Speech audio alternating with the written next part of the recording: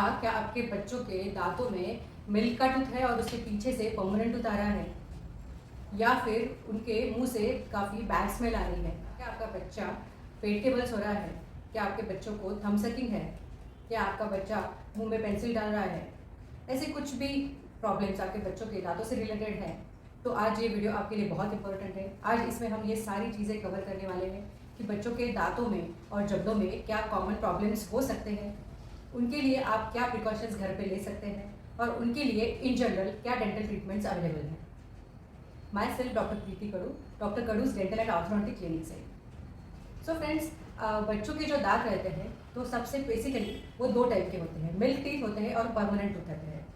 तो milk teeth जो होते हैं करीबन 6 महीने के उम्र से आना स्टार्ट हो जाते हैं और 2 से 2.5 साल में उनके सारे मिल्क टूथ उनके जॉ में आ जाते हैं। और वही अगर परमानेंट दांतों की बात करेंगे, मतलब पक्के दांतों की बात करेंगे, तो वो करीबन 6 साल से आना शुरू हो जाते हैं। 6 साल में पहले नंबर की दाढ़ आती है, उसके साथ में ही नीचे के परमानेंट दांत आना शुरू हो जाते हैं और उसके बाद में धीरे धीरे करके पहले ऊपर के परमानेंट दांत आएंगे, फिर नीचे के परमानेंट प्रीमोलर्स आएंगे, फिर ऊपर के परमानेंट प्रीमोलर्स आएंगे। इस तरीके से एक के बाद एक परमानेंट दांत आना शुरू हो जाते हैं।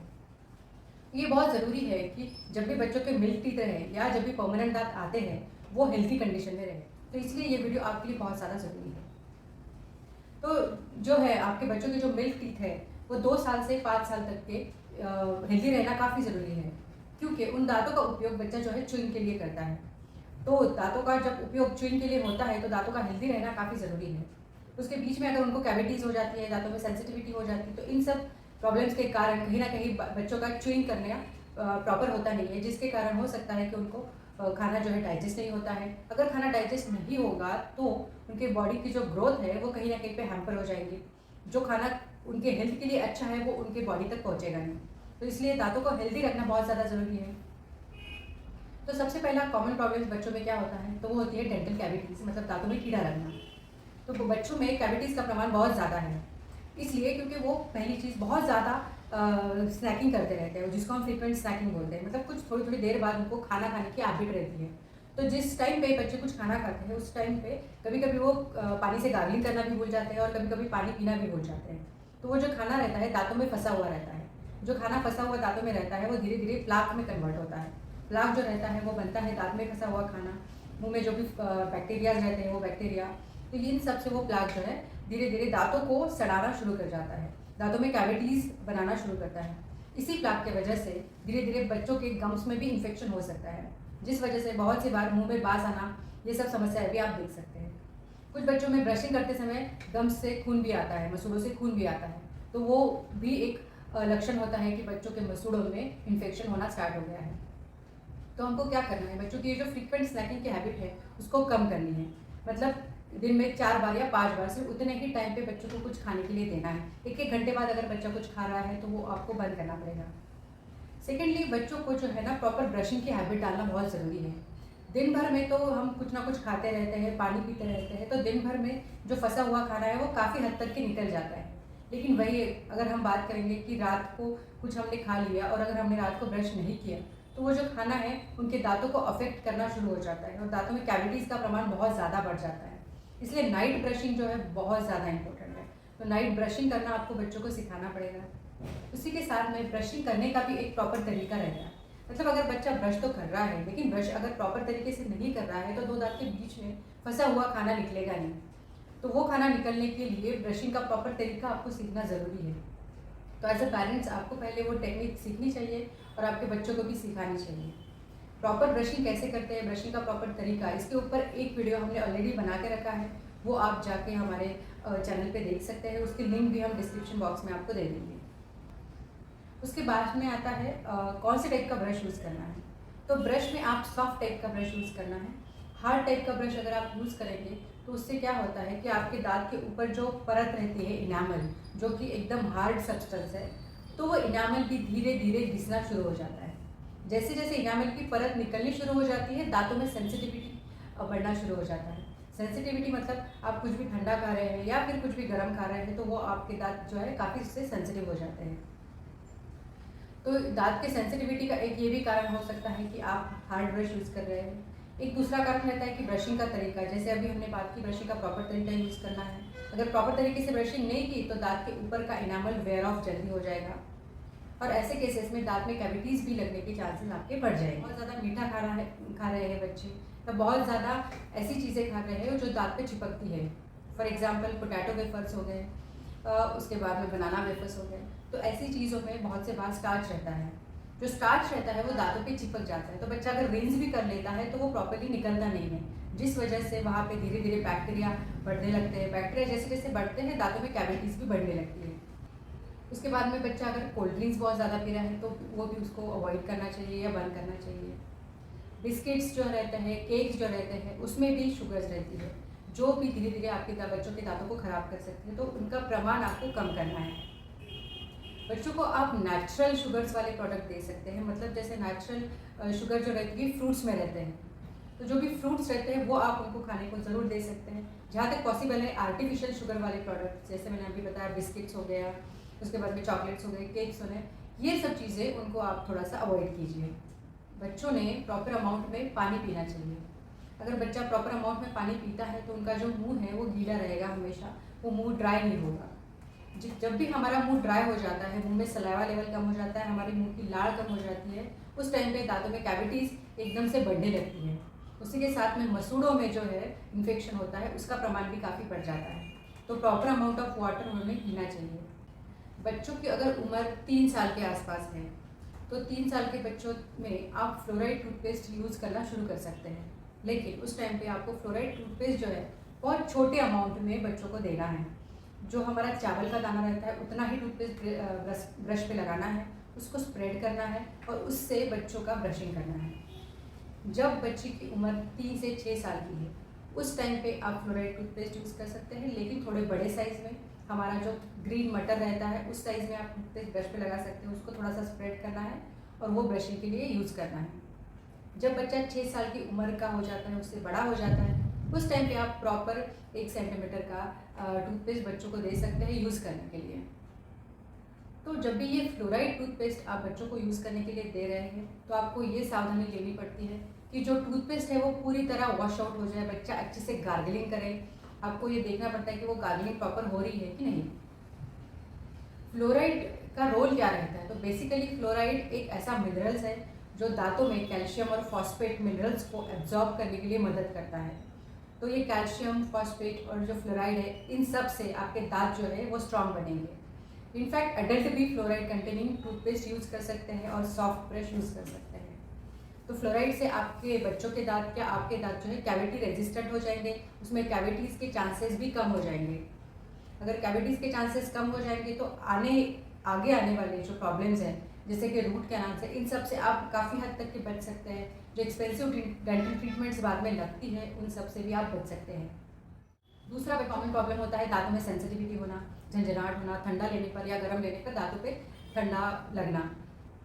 तो सेंसिटिविटी दांतों में होने का सबसे पहला कारण तो रहता है दांतों में कैविटीज, जो कि हमने अभी ऑलरेडी डिस्कस किया है। दूसरा कारण बच्चों में हो सकता है कि बच्चे जो है रात को जब सोते हैं तो दांत को पीसना शुरू कर देते हैं, मतलब दांतों का ग्राइंडिंग करना शुरू करते हैं। तो ये कब होता है? तो जब भी परमानेंट दांत एक के बाद एक आना शुरू हो जाते हैं तो वो गम्स को कट करके दांत आता है। तो जब भी वो दांत आता है तो गम्स में इरिटेशन सा हो जाता है। तो इसलिए बच्चों को जब भी वो सोते हैं उनको कंफर्टेबल लगता नहीं है, तो वो इसलिए ग्राइंडिंग करना शुरू कर देते हैं ताकि वो जो कंफर्ट लेवल है उनको मिले। तो जब भी ये टीथिंग होती है, जब भी परमानेंट दांत आते हैं, उस टाइम पे ये टीथ ग्राइंडिंग का प्रमाण बच्चों में ज़्यादा देखा जाता है। कुछ केसेस में ऐसे रहता है कि बच्चे जो रहते हैं बहुत एक्टिव रहते हैं, मतलब दिन भर में वो खेलते रहते हैं और उनका जो एनर्जी लेवल है वो हमेशा हाई रहता है, जिसके कारण जब वो सोते भी हैं तब भी उनकी जो नींद है वो ऐसे साउंड नहीं रहती है, मतलब वो प्रॉपर सो भी नहीं पाते हैं। तो इसलिए हम एक ये चीज़ भी कर सकते हैं कि जब भी बच्चा सोने के लिए जा रहा है उसको हम कुछ स्टोरी सुनाएं ताकि वो थोड़ा सा शांत हो जाए, या कुछ मेडिटेशन करें या कुछ उससे बात करें। जो इलेक्ट्रॉनिक अप्लायंसेज है जैसे टीवी हो गया, मोबाइल हो गया, ये सब चीज़ें आधे पौने घंटे के लिए बंद कर दीजिए। तो सोने के पहले एकदम शांत वातावरण होना चाहिए और बच्चा ताकि साउंड स्लीप ले सके, तो उससे भी एक टीथ ग्राइंडिंग की समस्या कम हो सकती है। कभी ऐसे भी होता है कि बच्चों में जो है ना पेट खराब हो जाता है, तो पेट खराब होने के कारण भी गैस्ट्रिक एसिड जो रहते हैं वो थोड़ा सा मुंह में आ जाता है, जिसके कारण हमारा सलाइवा जो है थोड़ा एसिडिक हो जाता है। तो ये एसिडिक सलाइवा की वजह से भी बच्चों में दांतों में सेंसिटिविटी हो सकती है। एडल्ट्स में भी ये चीज़ होती है कभी कभी कि अगर पेट का कांस्टेंट प्रॉब्लम उनको चल रहा है तो उसके कारण गैस्ट्रिक प्रॉब्लम चल रहा है, उसके कारण मुंह में सलाइवा एसिडिक हो जाता है और दांतों का इनामल की परत जो है धीरे धीरे घुलना शुरू हो जाती है और दांतों में सेंसिटिविटी बढ़ने के चांसेस रहते हैं। तो आपके बच्चों के केस में ऐसा भी कुछ है क्या, ये आपको डेंटिस्ट को एक बार दिखा के चेक करना काफ़ी ज़रूरी है। कभी ऐसे होता है कि बच्चा जो है खेल रहा है, कूद रहा है, दिन भर में बहुत ज़्यादा एक्टिविटी कर रहा है तो गिर जाता है, गिरते समय उसका जो दांत है वो फ्रैक्चर हो जाता है। तो ऐसे केसेस में आपको डेंटिस्ट को तुरंत दिखाना है। अगर बच्चे का दांत जो है छोटा सा फ्रैक्चर हो गया है तो वो आपका डेंटिस्ट उस पर फिलिंग करके, उस पर बिल्डअप करके, कंपोजिट बिल्डअप करके उसको ठीक कर देगा। लेकिन वही आपके दांत, बच्चे का दांत का फ्रैक्चर बहुत ज़्यादा डीप है, उस केस में वो एक्सरे लेके जब देखेंगे, कभी कभी कुछ केस में नस भी खुल जाती है तो उसका अलग तरीके से ट्रीटमेंट होता है, तो वो भी ट्रीटमेंट आपको करना काफ़ी ज़रूरी है। कुछ सिनेरियो ऐसे रहते हैं, कुछ इंसिडेंट्स ऐसे रहते हैं कि बच्चों का जो है पूरा का पूरा दांत गिर जाता है, तो वैसे केसेस में भी डरने की ज़रूरत नहीं है। अगर आपको पता है कि बच्चे का दांत कहाँ गिरा है, कहाँ पे वो गिर गया था और पूरा दांत गिर गया है, उस जगह पे आप जा सकते हैं, उस दांत को एक प्रॉपर डब्बी में लेके आ सकते हैं। वो डब्बी में आपको सलाइन लेना है, या तो पानी लेना है या तो मिल्क लेना है और वो जो दांत है उसमें रखना है और वो कंटेनर आपको डेंटिस्ट के पास लेके जाना है। तो ये चीज़ आप जितना जल्दी करेंगे उतना अच्छा रहेगा। डेंटिस्ट को वो दांत देना है। बहुत बार ऐसे होता है कि वो जो दांत है उसके रूट जो है, रूट के टिश्यूज़ हेल्दी रहते हैं। अगर रूट के टिश्यूज़ हेल्दी है तो उस केस में उस दांत का रूट कैनाल करके हम उसी जगह पे उस दांत को फिक्स भी कर सकते हैं। तो ये जानकारी बहुत ज़्यादा इंपॉर्टेंट है। बहुत बार ऐसे होता है कि दांत गिर जाता है तो पेरेंट्स को लगता है कि अभी तो दांत गिर गया, हम इसको कैसे सेव करेंगे। तो ये सेव करना पॉसिबल होता है, जैसे मैंने बताया उस तरीके से अगर आप फॉलो करेंगे, डेंटिस्ट के पास जल्द से जल्द लेके जाएंगे तो वही परमानेंट टूथ फिर से बच्चों के दांत में फिक्स भी हो सकता है। बच्चों में आजकल हम ये कॉमन प्रॉब्लम देखते हैं कि जब भी उनके परमानेंट दांत आते हैं तो वो सीधे नहीं आते हैं, वो जनरली एक के ऊपर एक आते हैं, या तो फिर उनका मिल्क टूथ जो है पीछे रह जाता है और परमानेंट दांत आगे से आता है। मिल्क टूथ गिरता नहीं है लेकिन परमानेंट दांत मुंह में आ जाता है। तो इसका क्या कारण है? तो अभी मोस्ट ऑफ द टाइम ये होता है कि बच्चे की जो जॉ की ग्रोथ रहती है वो उतने अच्छे तरीके से नहीं होती है जितनी होनी चाहिए, जिस वजह से वहाँ पे सफिशिएंट स्पेस रहती नहीं है। तो आने वाले पक्के दांत को सफिशिएंट स्पेस मिलती नहीं है। तो जब भी आपको लगता है कि ऐसे आपके बच्चों के दांतों में ओवरलैपिंग हो रही है तो एक बार आपके डेंटिस्ट की सलाह ज़रूर लीजिए। पॉसिबल हो तो आपके पास में जो ऑर्थोडोंटिक क्लिनिक है वहाँ पे जाके आप एक बार दिखाइए। अगर बच्चों के दांत जॉ की ग्रोथ प्रॉपर हो नहीं रही है तो उस टाइम पे आपके डेंटिस्ट आपको कुछ घरेलू उपाय भी बताएंगे जिससे थोड़ा बहुत आप जॉ की ग्रोथ को कंट्रोल कर सकते हैं। जैसे कि जनरली बच्चे क्या होते हैं, सॉफ्ट खाना खाते हैं, जिस वजह से उनकी जॉ की ग्रोथ जितनी होनी चाहिए उतनी होती नहीं है। तो उस केस में आप उनको थोड़ा कड़क चीज़ें खाने को बोल सकते हैं, जैसे कि गाजर हो गई, मूली हो गई, गुआवा हो गया। इस तरीके की जो थोड़ी कड़क चीज़ें हैं वो बच्चों ने खानी चाहिए। जैसे वो कड़क चीज़ें खाना शुरू कर देते हैं थोड़ी थोड़ी जॉ की ग्रोथ हम कंट्रोल कर सकते हैं, थोड़ा जॉ प्रॉपर वे में ग्रो भी कर सकता है। इसके अलावा अगर ये दांतों की ओवरलैपिंग हो रही है तो उसमें कुछ प्रिवेंटिव ट्रीटमेंट भी रहती है, कुछ इंटरसेप्टिव ट्रीटमेंट भी रहती है। तो आपके ऑर्थोडोंटिस्ट आपको इसके लिए प्रॉपर सलाह भी देंगे। कुछ ट्रेनर टिप्स रहती है जो कि बच्चों के जॉ की ग्रोथ को भी मॉड्यूलेट कर सकती है। बेसिकली जो भी बच्चों का जॉ ग्रो होता है उस पर सबसे इम्पोर्टेंट कंपोनेंट रहता है कि आजू बाजू के मसल्स कैसे हैं। जैसे कि हमारे जॉ के आजू बाजू में गाल के मसल्स है, अंदर से टंग है, बाहर से लिप्स है, तो इन सब मसल्स का परिणाम हमारे बच्चों के जॉ के ग्रोथ पे होता है। तो इनमें से अगर कोई भी मसल्स कम एक्टिव है या कोई भी मसल एक्सेसिवली काम कर रहा है तो उन सब का डायरेक्ट परिणाम आपके बच्चों के जॉ पे और दांतों पे होगा। तो इसलिए अगर कहीं पे भी ऐसे लग रहा है कि बच्चों के जॉ की बराबर ग्रोथ नहीं हो रही है या दांत आड़े टेढ़े आ रहे हैं तो उसको आपको तुरंत ऑर्थोडोंटिस्ट के पास एक बार दिखाना है। क्योंकि अगर जॉ की ग्रोथ गलत हो रही है और उसी तरीके से वो होती जाती है तो जब आपका बच्चा अडल्ट बन जाता है तो जॉ में बहुत सीवियर प्रॉब्लम हो सकते हैं। अगर ऐसा सीवियर प्रॉब्लम्स है तो बहुत से बार हमको जॉ का सर्जरी करके उनको ठीक करना पड़ता है। सो प्रिवेंशन इज़ ऑलवेज बेटर। इसलिए जब भी लगता है कुछ ऐसा आपको बच्चों में दिखे तो एक बार ऑर्थोडोंटिस्ट को दिखाना है। इसके अलावा अगर बच्चों में थंब सकिंग की हैबिट है, मतलब अंगूठा चूसने की हैबिट है, या फिर लिप बाइटिंग की हैबिट है, या फिर माउथ ब्रीथिंग की हैबिट है, इन सब हैबिट्स की वजह से भी उनके दांतों की रचना एवं जबड़े का आकार भी चेंज हो सकता है। थंब सकिंग की वजह से तो आपके बच्चों के दांत काफ़ी हद तक के आड़े टेढ़े हो सकते हैं। थंब सकिंग के टॉपिक के ऊपर, मतलब अंगूठा चूसने की जो टॉपिक है उसके ऊपर हमने ऑलरेडी एक डिटेल वीडियो बना के रखा है, तो वो आप जाके एक बार चेक कर सकते हैं। तो बेसिकली थंब सकिंग में होता क्या है, जब भी बच्चा अंगूठा इस तरीके से चूसता है या फिर उंगली चूसता है तो उनके ऊपर का जो जॉ है ऐसे धीरे धीरे बाहर आना शुरू हो जाता है, नीचे का जॉ है अंदर दबना शुरू हो जाता है। तो दांत के साथ में हड्डी भी आड़ी या टेढ़ी आ सकती है। बहुत से बच्चों में माउथ ब्रीदिंग होता है, तो माउथ ब्रीदिंग के पीछे क्या कारण है वो भी उतना इम्पोर्टेंट है। माउथ ब्रीदिंग से क्या होता है, जब भी बच्चा बहुत लॉन्ग टाइम तक के माउथ ब्रीथ करता है, मतलब शुरुआत में जैसे अगर आपका बच्चा 3 साल का है 4 साल का है तो उस टाइम पे माउथ ब्रीदिंग नॉर्मल कंसिडर कर सकते हैं। लेकिन अगर माउथ ब्रीदिंग की हैबिट बहुत सालों तक के चलती है तो उससे दांतों पे एवं जबड़े पे काफ़ी परिणाम होता है। जबड़ा जो है उनका नैरो होना शुरू हो जाता है, और जैसे नॉर्मली हमारा जबड़ा यू शेप का रहता है तो वो वी शेप होना शुरू हो जाता है, जिससे जबड़ा भी आगे आता है, दांत भी आगे आना शुरू हो जाते हैं। तो ऐसे केसेस में भी उसको प्रिवेंट करना ज़रूरी है। माउथ ब्रीदिंग के का बहुत से बार कारण कुछ रहता है, जैसे कि बहुत से पेशेंट्स को एडेनाइट्स रहते हैं, टॉन्सिल्स रहते हैं, तो उसके कारण उनको नाक से सांस लेना पॉसिबल नहीं होता है। तो वैसे केसेस में आपको ईएनटी का ओपिनियन भी लेना ज़रूरी होता है। तो एक बार ईएनटी के पास जाके आप दिखा सकते हैं। अगर उसकी सर्जरी की ज़रूरत है, टॉन्सिल्स निकालने की ज़रूरत है, वो भी आप उनसे बात कर सकते हैं। और माउथ ब्रीदिंग का बेसिक कारण क्या है वो भी आप आपके डेंटिस्ट के सलाह से सॉल्व कर सकते हैं।